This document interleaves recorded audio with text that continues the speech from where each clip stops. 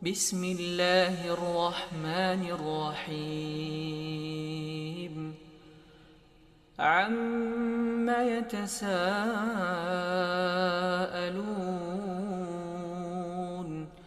عن النبأ العظيم الذي هم فيه مختلفون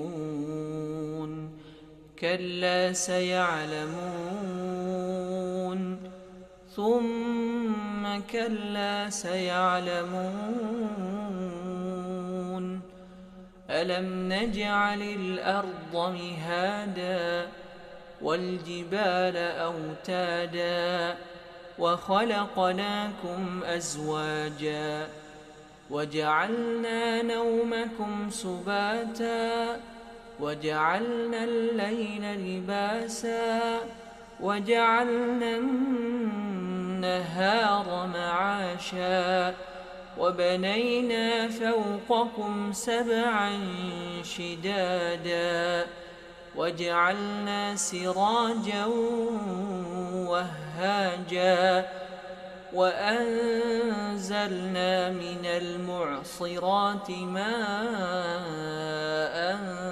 ثجاجا لنخرج به حبا ونباتا وجنات ألفافا إن يوم الفصل كان ميقاتا يوم ينفخ في الصور فتأتون أفواجا وفتحت السماء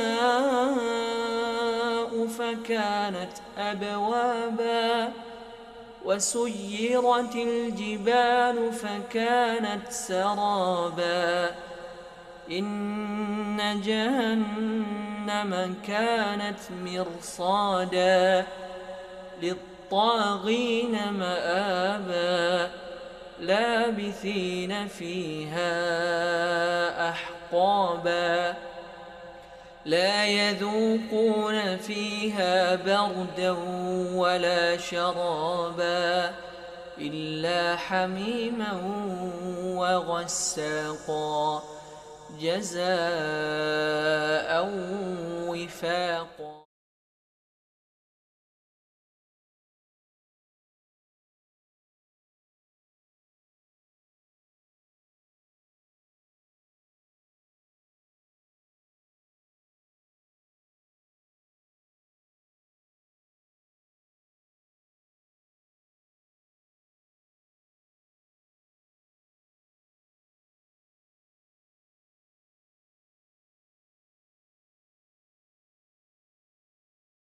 Bismillahirrahmanirrahim.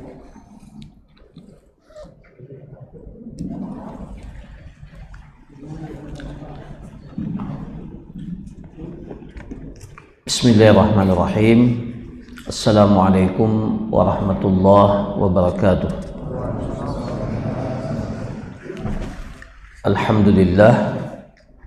Alhamdulillahi rabbil alamin. Wassalatu wassalam ala al-mab'usi rahmatan lil alamin nabiyyina Muhammadin wa ala alihi wa sahbihi ajma'in, amma ba'du.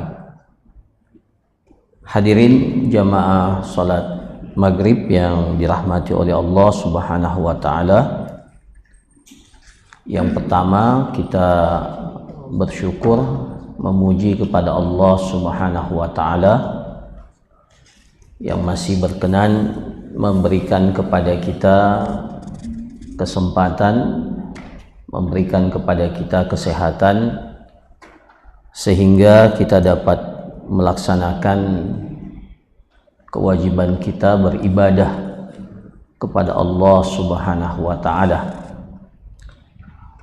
baik ibadah yang diwajibkan kepada kita, begitu pula ibadah-ibadah lainnya, termasuk diantaranya adalah menuntut ilmu, yang merupakan satu jenis ibadah yang paling afdal Bahkan para ulama kita mengatakan menuntut ilmu itu lebih afdal dari sebagian ibadah-ibadah sunnah yang dikategorikan sebagai ibadah sunnah yang afdal, seperti qiyamul lail, ya, seperti puasa sunnah.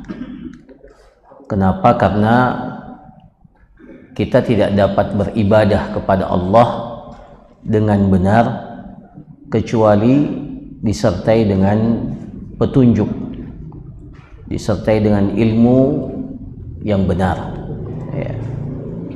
Jangan sampai kita beribadah tetapi cara dan metode kita beribadah itu salah. Maka kesyukuran kita kepada Allah Subhanahu wa taala karena kita masih diberikan kesempatan untuk beribadah dalam bentuk menuntut ilmu.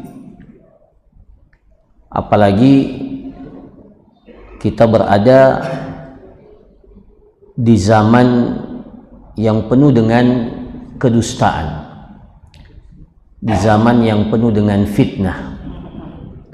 Rasulullah sallallahu alaihi wasallam mengatakan, sata'ti 'alan nas sanawatun khadda'at, akan datang kepada manusia tahun-tahun yang penuh dengan kepalsuan, penuh dengan kedustaan. Ada 3 cirinya disebutkan dalam hadis itu, ya. Jadi kalau sudah ada 3 fenomena itu, maka ketahuilah kita berada di tahun-tahun atau di masa, di waktu yang penuh dengan kepalsuan, penuh dengan kedustaan. Apa ciri-cirinya? Rasulullah SAW mengatakan, yusaddaqu fiha al-kadhib wa yukadzabu fiha as-sadiq. Ini ciri yang pertama.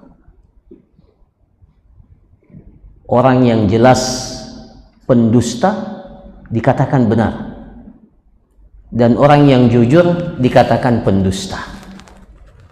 Itu ciri yang pertama.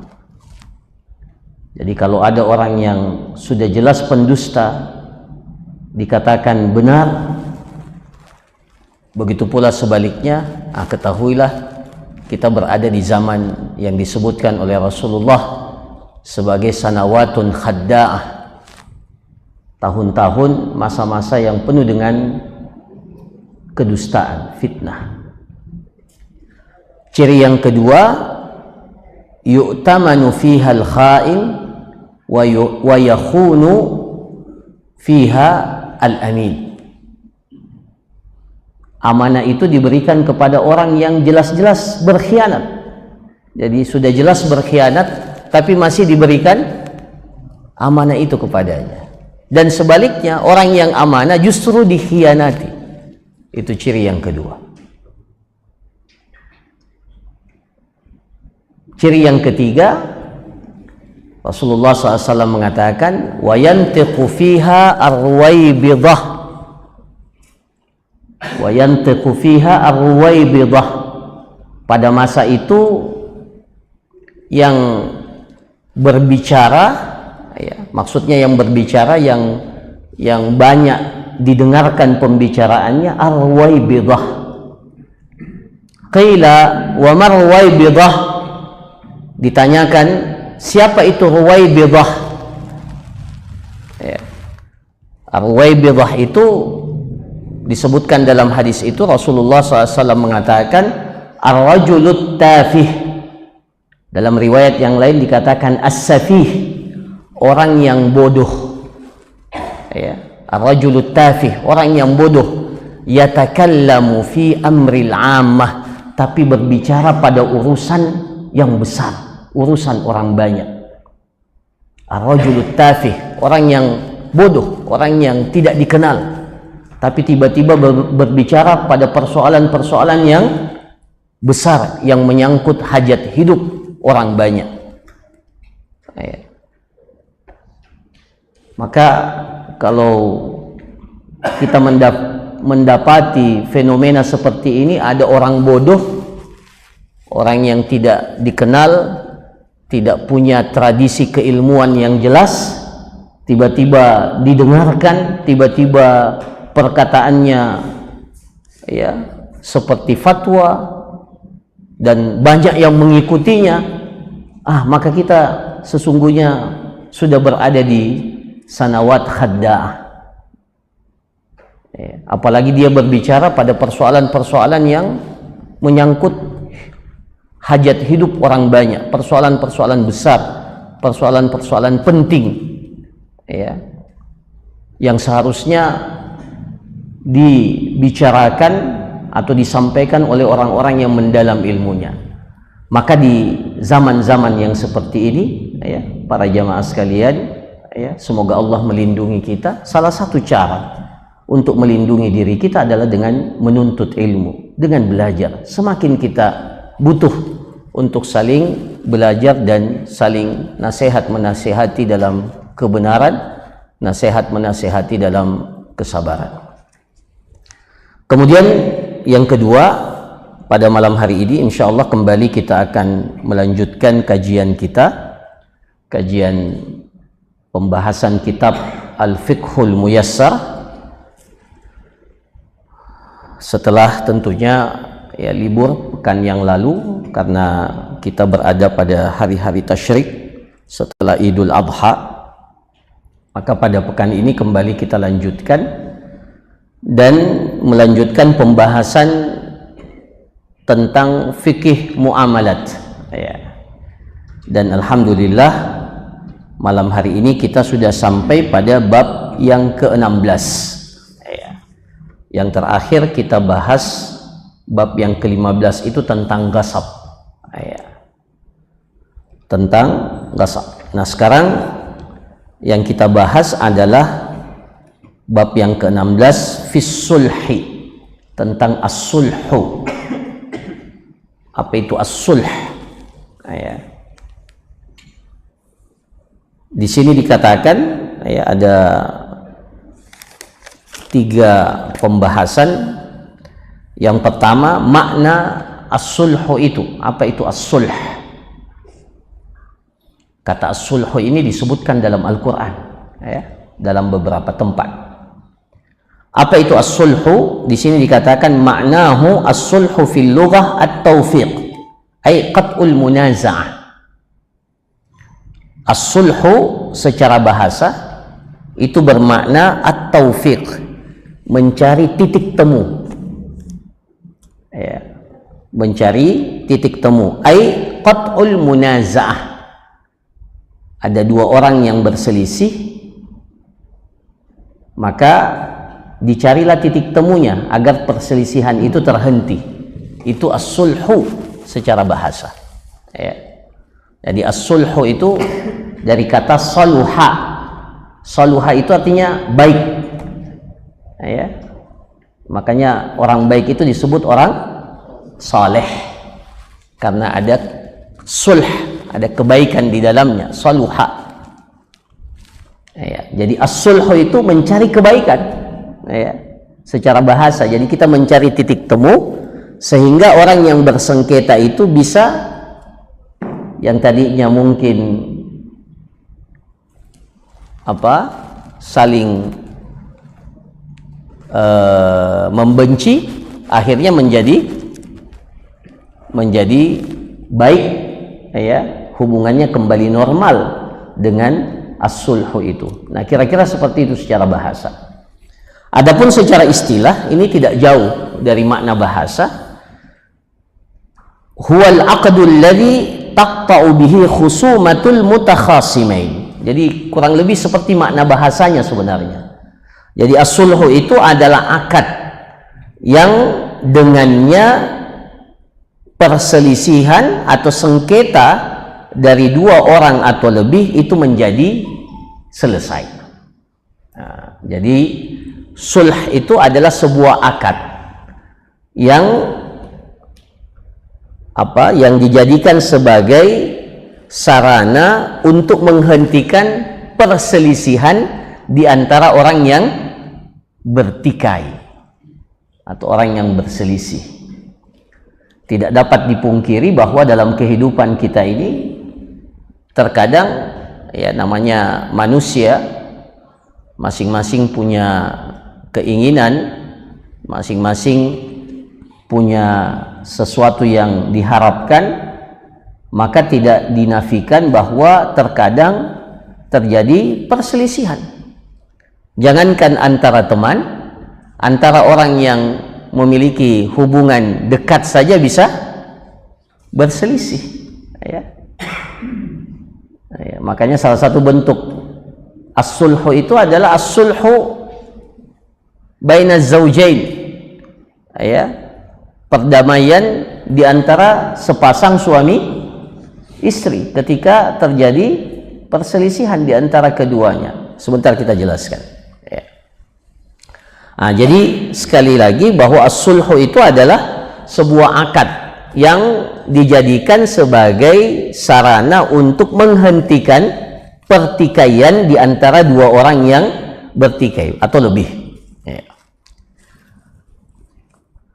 Kemudian apa dalil pensyariatannya? Wa qad dalla ala masyru'iyyatihi al-kitab was sunnah wal ijma'. Secara umum as-sulhu ini disyariatkan baik dalam Al-Quran, dalam As-Sunnah, begitu pula ijma' para ulama. Faminal kitabi qawluhu ta'ala, di antara dalil Al-Quran yang menjelaskan pensyariatan as-sulhu itu adalah was-sulhu khair. Ya, ini tentunya secara spesifik dalam pertikaian keluarga. Ya, sepasang suami istri yang terkadang terdapat konflik, terdapat sengketa, perselisihan. Maka kata Allah Subhanahu wa taala, was-sulhu khair.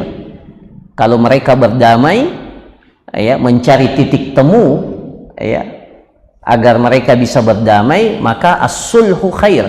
As-sulhu itu kebaikan. Ya. Maka ini menjadi dalil disyariatkannya as-sulhu itu. Begitu pula firman Allah Subhanahu wa taala dalam surah Al-Hujurat, wa in ta'ifatani minal mu'minina iqtatalu fa aslihu bainahuma. Ada kata aslihu apabila ada dua kelompok, ya, dua kelompok dari orang-orang yang beriman yang saling bertikai bahkan sampai berperang, maka tugas kita itu mendamaikan. Fa aslihu bainahuma, ya. Jadi baik secara kelompok atau secara personal, ya, ada dua sahabat kita atau dua teman kita yang kita ketahui bermusuhan, maka tidak mengapa, bahkan dianjurkan bagi kita untuk mendamaikan keduanya. Apalagi kalau sampai terjadi pertikaian yang menyebabkan peperangan antara dua kelompok kaum atau orang-orang yang beriman. Wa in ta'ifatani minal mu'minina, masing-masing dikatakan orang yang beriman, masih punya iman, ya. Dua kelompok dari orang yang beriman yang bertikai, saling berperang, maka tugas kita adalah faslihu bainahuma. Maka tugas kita bagaimana kita mendamaikan keduanya. Bahkan ya dalam pembahasan zakat yang pernah kita bahas, orang yang ya mendamaikan kedua belah pihak, ya, kedua belah pihak yang bertikai, dan ternyata untuk mendamaikannya memerlukan harta, ya, maka bisa diberikan harta zakat, ya. Itu disebut orang itu gharim. Ya, jadi dia berutang, ya, berutang tapi dengan sebab ingin mendamaikan dua pihak yang bertikai, di mana pertikaiannya itu tidak bisa diselesaikan kecuali masing-masing harus diberikan harta, ya. Nanti dikasih ya, sebagian harta kepada pihak ini, pihak lawannya pun seperti itu. Akhirnya dia berutang gara-gara itu. Maka orang yang berutang ini dengan sebab itu bisa diberikan, ya, harta zakat. Ya, ini juga salah satu makna gharim dalam zakat. Ya. Itu dalam surah Al-Hujurat.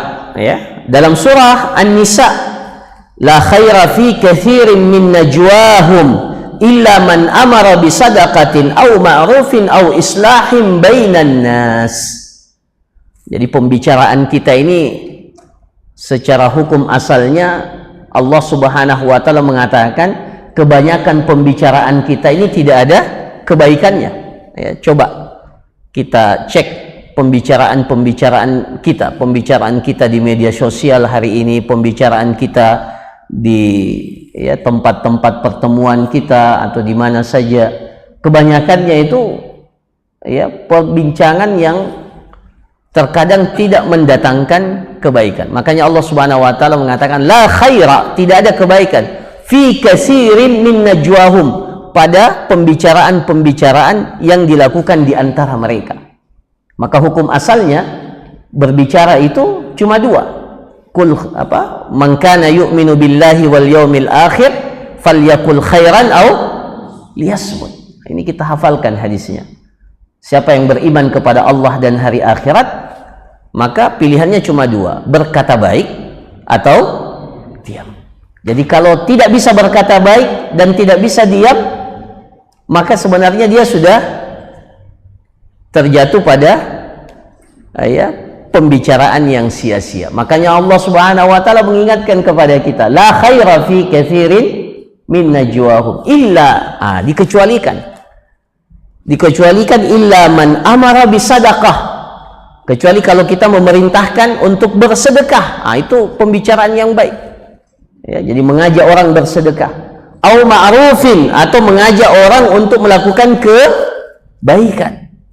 Atau apa? Au islahin bainan nas, atau mendamaikan di antara manusia, melakukan sulh di antara orang-orang yang bertengkar atau bertikai. Nah, itu dalam surah An-Nisa. Maka ayat-ayat ini, 3 ayat ini menjelaskan kepada kita tentang pensyariatan as-sulh secara umum. Adapun dari hadis, sabda Rasulullah sallallahu alaihi wasallam, as-sulhu jaizun bainal muslimin illa sulhan ahalla haraman aw harrama halalan.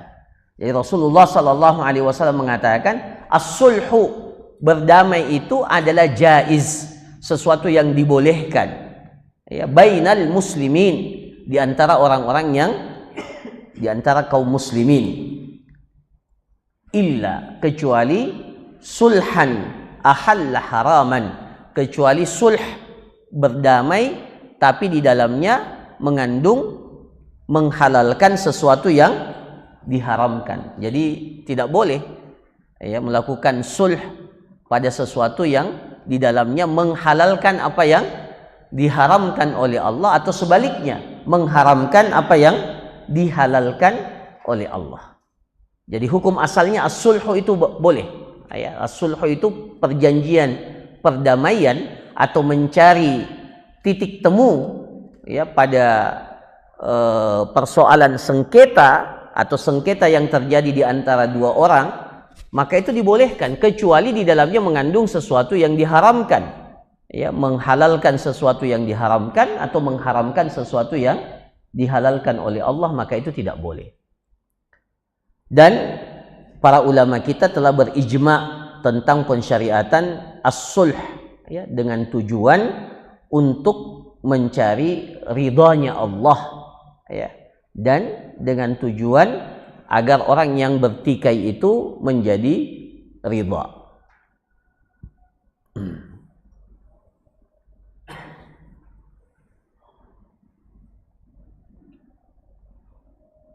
Itu yang pertama para jamaah sekalian. Yang kedua, anwa'us sulh al-ammah, pembagian as-sulh. Apa saja jenis-jenis as-sulhu itu? Di sini dikatakan as-sulhu itu ada beberapa macam. As-sulhu bainan nas ala anwa. As-sulhu, perjanjian damai atau ya mencari penyelesaian sengketa itu ada beberapa jenis, ada beberapa macam. Yang pertama, as-sulhu bainaz zawjain idza khifa asy-syiqaqu bainahuma.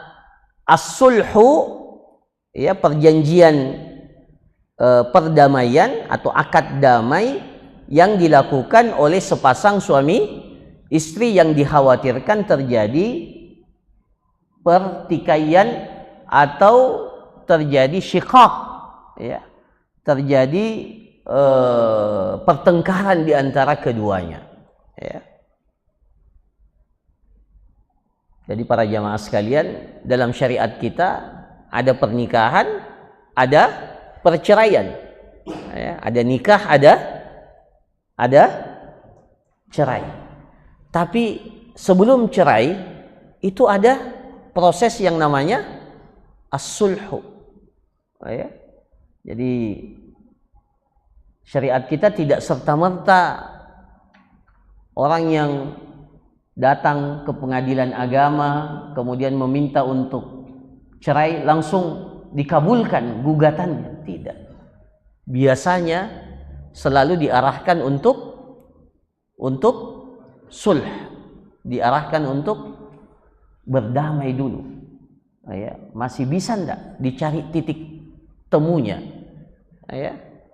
Jadi memang seni interaksi itu, berinteraksi itu adalah seni, ya. Kalau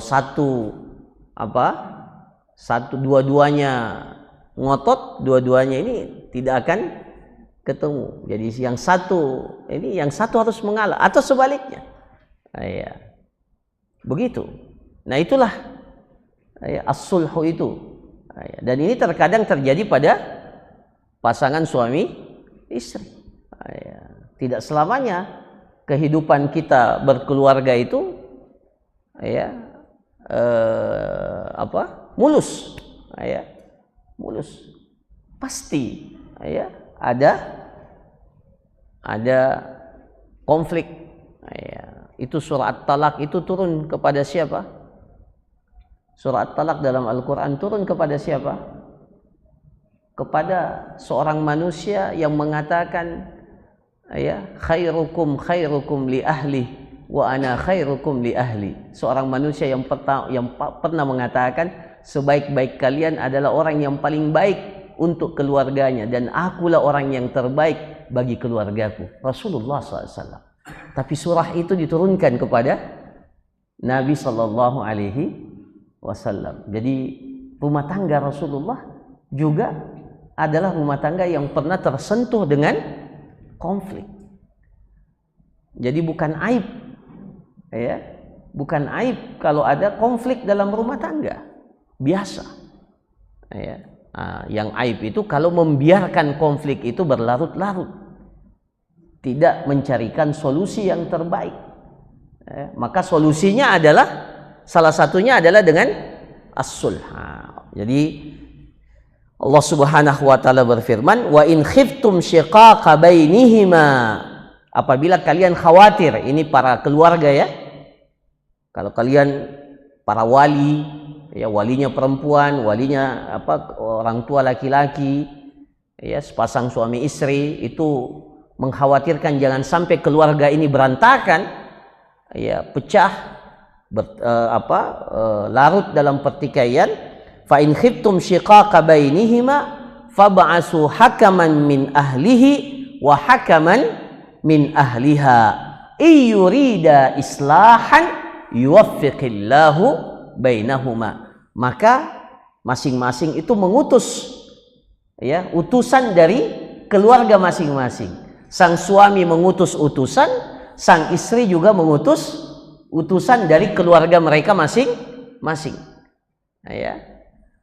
Jadi ada namanya istilahnya, kalau dalam nanti insyaallah, ya, kita akan pelajari fiqhul usrah, ya.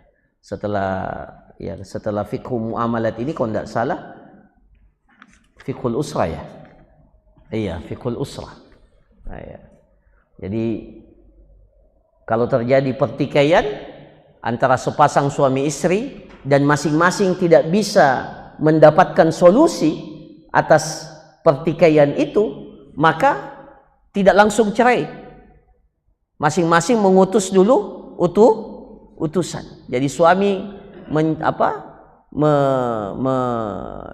mencari siapa yang diutus untuk membicarakan. Faba'asu hakaman min ahlihi wa hakaman min ahli, atau ditunjuk siapa yang menjadi juru damai. Ini namanya juru damai. Dari keluarga laki-laki dan dari keluarga perempuan. Allah Subhanahu wa taala mengatakan iyyurida islahan, kalau keduanya menginginkan kebaikan maka akan dipertemukan.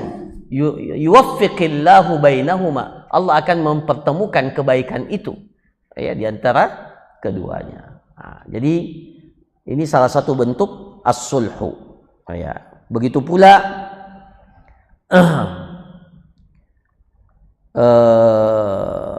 dalam ayat yang lain, wa ini imra'atun khafat min ba'liha nusyuzan aw i'radan fala junaha 'alaihima ay yusliha bainahuma sulhan was-sulhu khair.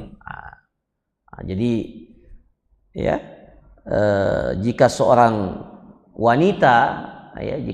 wanita itu khawatir jangan sampai dia nusyuz. Apa itu nusyuz?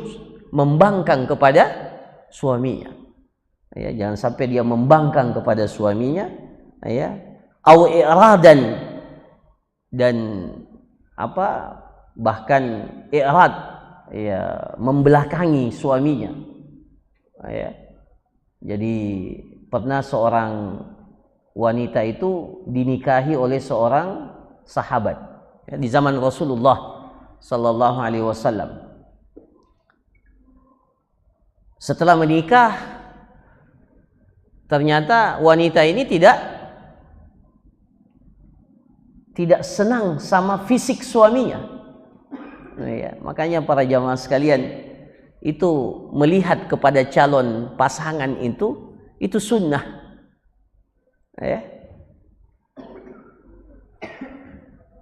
Pacaran itu tidak boleh, tapi melihat kepada calon yang akan kita pinang, laki-laki, itu hukumnya apa? An-nazaru ilal makhtubah. Jadi kalau sudah ada calon, maka disunnahkan kepada kita untuk apa? Melihat, memandang, bahkan diperintahkan memandang. Jangan minta fotonya. Kalau minta fotonya belum tentu seperti aslinya. Perintah syariat itu apa? Fanduru ilaiha, lihat kepada wanita itu. Nah, terjadi ada seorang wanita dinikahi oleh seorang sahabat. Setelah menikah, ternyata dia tidak senang dengan fisik suaminya. Dia tidak senang dengan fisik suaminya. Maka dia khawatir jangan sampai dia durhaka pada suaminya gara-gara secara secara pembawaan, kejiwaan memang sudah tidak senang dengan fisik suaminya.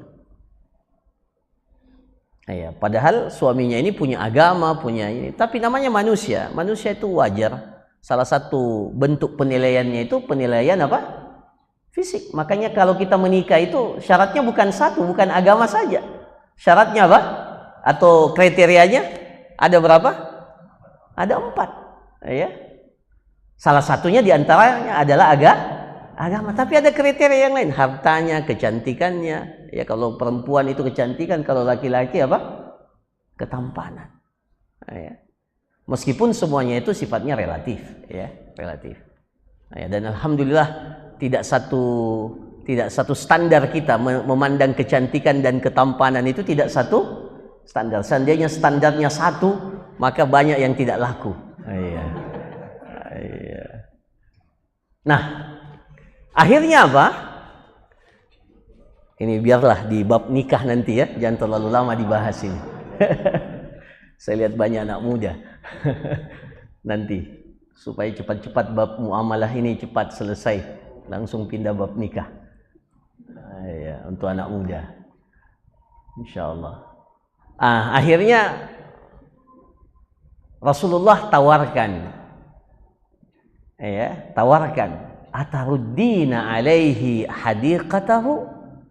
Ini salah satu bentuk tawaran damai.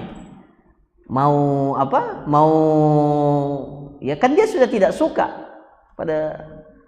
Jadi kalau begitu mau ndak engkau kembalikan maharnya supaya apa? Supaya diceraikan oleh suamimu. Itu nanti kalau dalam bab nikah namanya khulu. Ya, itu salah satu bentuk sulh. Jadi sang perempuan itu kan mahar itu milik siapa? Milik wanita itu. Kalau sudah orang menikah maka maharnya itu otomatis menjadi miliknya. Tapi Rasulullah tawarkan, ataruddina alaihi hadiqatahu, maukah engkau kembalikan kebun yang dia berikan kepadamu sebagai mahar? Perempuan itu mengatakan, iya, saya kembalikan itu kebun, tapi syaratnya cerai. Itu salah satu bentuk apa? Nah ini, jadi ayat ini mengatakan jika seorang wanita, wa ini imra'atun khafat min ba'liha nusyuzan, kalau dia khawatir jangan sampai kalau dia meneruskan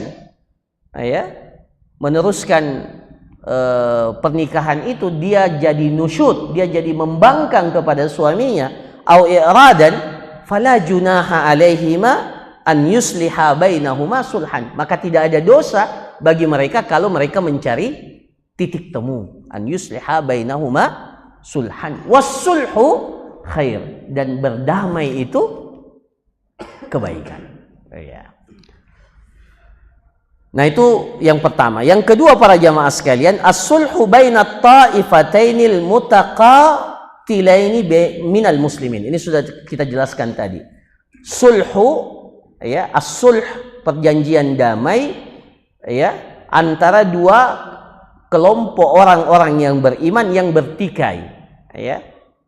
Dalilnya apa? Dalilnya tadi, wa in ta'ifatani minal mu'minina iqtatalu fa aslihu bainahuma. Apabila dua kelompok orang yang beriman saling berperang, bertikai, maka damaikanlah di antara keduanya. Ini sudah kita jelaskan tadi. Kemudian yang ketiga, jenisnya as-sulhu bainal muslimin wal kufar al-mutaharibaini.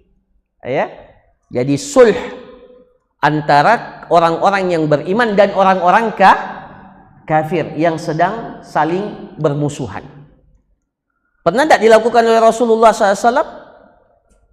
Pernah tidak? Pernah. Ada namanya sulhul Hudaybiyah. Itu perjanjian Hudaybiyah itu adalah salah satu bentuk sulh. Pada tahun itu Rasulullah SAW mau umrah, mau umrah, tahun ke-6 mau umrah. Tapi sesampainya di Hudaybiyah itu satu tempat di dekat Mekah. Sampainya di Hudaybiyah, orang kafir, kaum musyrikin itu tidak mengizinkan, mencegat di tengah jalan. Tidak boleh masuk Mekah. Kenapa? Tidak ada tasrihnya. Yang jamaah haji nih, kemarin luar biasa itu. Jadi mereka tidak izinkan Rasulullah masuk ke Mekah.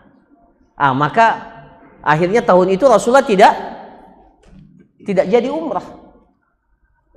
Tetapi ada kesepakatan as-sulhu. Ada kesepakatan perjanjian damai antara kaum orang-orang yang beriman dengan orang-orang kafir. Rasulullah SAW dengan apa? Dengan orang kufar Quraisy di Mekah. Perjanjian damai yang kemudian dikenal dengan sulhul Hudaybiyah. Salah satu isi perjanjiannya itu tahun depannya diizinkan untuk umrah. Jadi pada tahun itu Rasulullah sudah pakai ihram ini, tapi tidak jadi umrah. Jadi sudah pernah ada sunnah tuntunan kalau orang datang ke Mekah tidak jadi umrah. Nah, itu ada tuntunannya, namanya al-ihsar, orang yang tercegat di jalan karena tidak bisa sampai ke Mekah. Itu banyak kasusnya. Nah, dan contohnya adalah pada saat Sulhul Hudaybiyah itu terjadi. Nah, pada saat itu terjadi kesepakatan damai antara Rasulullah SAW dan orang-orang kufar yang berada di Mekah. Yang kelima para jamaah sekalian, as-sulhu bainal mutakhasimaini fi ghairil mal. Perjanjian damai, ya, menghentikan pertikaian antara dua orang yang berselisih, bukan dalam masalah-masalah harta, bukan dalam masalah-masalah yang terkait dengan harta. Ya. Contohnya apa? Ya, banyaklah contohnya selain masalah harta. Ya, contohnya dalam masalah umpamanya, ya, dalam masalah kekuasaan, ya, masalah kekuasaan, atau dalam masalah dalam masalah apa? Ya, artinya hal-hal yang tidak terkait dengan harta. Ya. Kita berdamai, ya, maka ya, ini masuk dalam kategori as-sulhu. Ya, jadi umpamanya ada dua orang yang ingin jadi ketua RT, sama-sama ikut pemilihan, dan ternyata suaranya imbang, sama 50-50. Wah, ini susah ini. Akhirnya disepakatilah kalau begitu masa periode kepemimpinannya dibagi dua. Iya, 2 tahun pertama. Itu sulh itu. Iya, itu jadi itu masuk dalam kategori sulh. Iya. Tapi bukan dalam persoalan harta. Nah, para jamaah sekalian yang dirahmati oleh Allah, ya. Yang kelima, ini baru masuk materi kita. Tapi sudah azan. Iya. As-sulhu bainal mutakhasimaini fil mal. Jadi inti daripada as-sulhu dalam fikih muamalat itu kalau pertikaiannya itu terkait dengan masalah harta. Ya, terkait dengan masalah harta. Nah, ini yang akan menjadi pembahasan kita. As-sulhu bainal mutakhasimaini fil mal. Wa huwal maqsud fi bahsina, dan itulah yang dimaksud dalam judul ini sebenarnya. Yang tadi itu semuanya muqaddimah tentang as-sulhu. Bagaimana as-sulhu dalam Islam itu salah satu solusi yang diberikan dalam Islam untuk mengatasi sengketa yang ada. Nah, as-sulhu yang terkait dengan harta ini, penyelesaian sengketa yang terkait dengan harta ini ada dua jenisnya. Ada namanya as-sulhu fil ikrar, dan ada namanya as-sulhu ma'al inkar. Ini saya jelaskan secara singkat dulu, nanti kita akan detailkan pada pertemuan yang akan datang. Jadi as-sulhu ma'al ikrar, perjanjian damai, kesepakatan damai, tetapi masing-masing pihak mengakui adanya sengketa itu, atau mengakui hak yang ada pada masing-masing. Seperti contohnya, A meminjam uang kepada si B. A meminjam uang kepada si B 100 juta. Setelah lama si B menuntut. Si A katakan, iya, saya akui ada pinjaman 100 juta, tapi saya tidak mampu bayar. Ini namanya, kalau setelah itu berdamai, ini namanya as-sulhu ma'al ikrar. Dua-duanya mengakui hak yang ada pada masing-masing, atau yang memiliki tanggungan itu mengakui itu. Cuma dia tidak bisa tunaikan. Itu namanya ikrar. Dia mengakui. Tapi ada sulh yang kedua, as-sulhu ma'al inkar. As-sulhu damai, tapi pada hakikatnya dia ingkari. Dia ingkari. Dia tidak mengakui itu.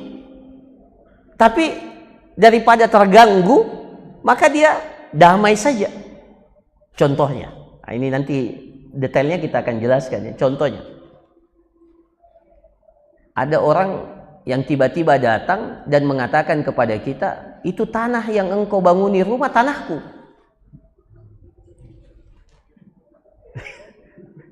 Padahal jelas ini tanah saya, ada sertifikatnya, saya beli dan seterusnya. Tapi tiba-tiba ada orang yang datang. Bulan ini dia datang, bulan depan datang lagi bawa polisi. Bulan depannya bukan lagi polisi, tentara. Dia ganggu. Padahal sebenarnya tidak ada apa? Tidak ada buktinya dia. Kita tidak akui apa yang dia apa?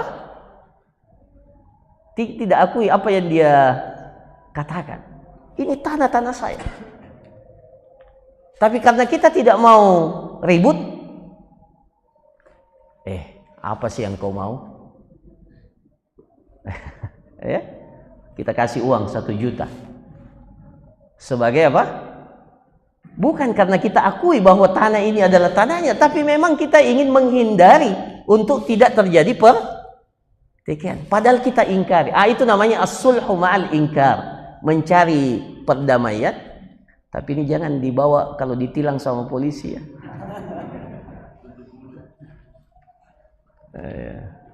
Tiba-tiba saya ingat itu. Itu bukan sulh itu. Jadi kita ingin menghindari pertikaian daripada ya, maka kita apa? Kita damai. Padahal kita sebenarnya tidak menyetujui itu. Kita ingkari apa yang dia katakan. Cuma kita tidak mau bermasalah. Itu namanya as-sulhu ma'al inkar. Insyaallah nanti kita akan jelaskan detailnya. Ini masih muqaddimah ya, karena tadi pembukaannya tentang as-sulhu ini banyak dan memang penting untuk dijelaskan. Intinya bahwa dalam agama kita selalu ada solusi dalam setiap pertikaian yang terjadi dalam kehidupan kita. Saya kira demikian para jamaah sekalian. Insyaallah masih akan kita lanjutkan pembahasan as-sulhu ini insyaallah pada pertemuan yang akan datang. Barakallahu fikum, jazakumullah khairan. Sebelum kita tutup, kalau ada 1 atau 2 pertanyaan saya persilahkan.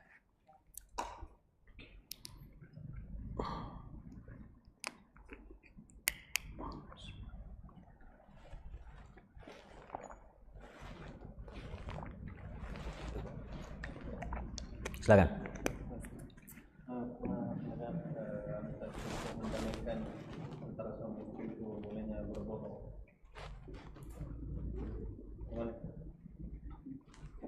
Iya. Bahkan itu disebut dengan apa istilahnya?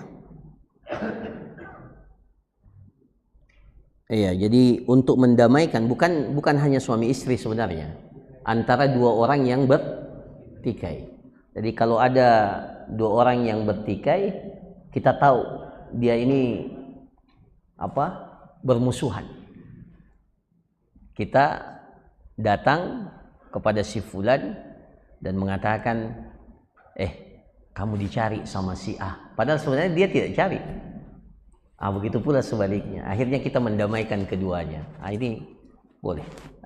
Ini boleh. Termasuk ya di apa namanya untuk sepasang suami istri. Jadi untuk mendamaikan 2 orang yang bertikai, ya. Itu ya sampai dibolehkan untuk berdusta karena tujuannya adalah untuk mendamaikan dan itu satu kebaikan wallahu a'lam.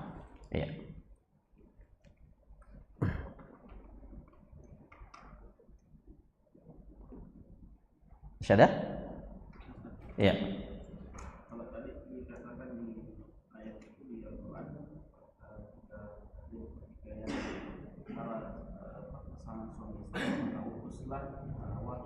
Hakam, ya. Bisa tidak itu maksudnya wakilnya itu apakah memang dari masing-masing pihak atau boleh salah satunya saja yang penting nanti kiranya mungkin kita sudah yakin bahwa satu wakil ini sudah bisa untuk menjadi penengah yang baik. Memang harus dua-duanya. Ya, kalau zahirnya ayat ini dua-duanya masing-masing mengutus perwakilan, hakaman min ahlihi wa hakaman min ahliha. Ya, jadi laki-laki mengutus utusan, wanita mengutus utusan. Bahkan kata para ulama, kalau putusan daripada keduanya itu adalah cerai, maka cerai. Ada istilahnya adalah talakul hakamain, talak yang diputuskan oleh hakamain. Ya, jadi masing-masing sudah mengutus utusan. Ternyata setelah dibicarakan oleh dua utusan ini, keputusannya pisah. Nah, maka itu disebut dengan talakul hakamain dalam istilah fikih. Ya, makanya tidak cukup satu, harus masing-masing mengutus utusan dari masing-masing keluarga atau pihak yang bisa menjadi juru damai antara keduanya. Tapi tentunya tidak serta-merta langsung cerai ya. Maksudnya harusnya tujuannya itu adalah supaya mendamaikan, dicari jalan tengahnya ya, untuk mendamaikan. Makanya di pengadilan agama yang saya tahu, sebelum putusan cerai itu masing-masing disuruh untuk apa? Islah dulu, disuruh cari titik temunya. Ya, disuruh berdamai dulu kalau masing-masing. Jangan dilanjutkan dulu kasus itu. Ya, bahkan sebagian kasus itu juga ada ya. Biasanya juga dalam kasus harta ini itu biasanya juga dicarikan solusi adalah untuk as-sulhu, untuk berdamai. Ya. Wallahu a'lam. Saya kira demikian para jamaah sekalian. Insyaallah kita lanjutkan pada pertemuan yang akan datang masih terkait dengan pembahasan as-sulh. Barakallahu fikum. Kita tutup. Subhanakallahumma rabbana wa bihamdik nasyhadu an la ilaha illa anta nastaghfiruka wa natubu ilaik. Wa sallallahu ala nabiyyina Muhammad wa ala alihi wa sahbihi ajma'in. Wa akhiru da'wana anil hamdulillahi rabbil alamin. Assalamualaikum warahmatullahi wabarakatuh.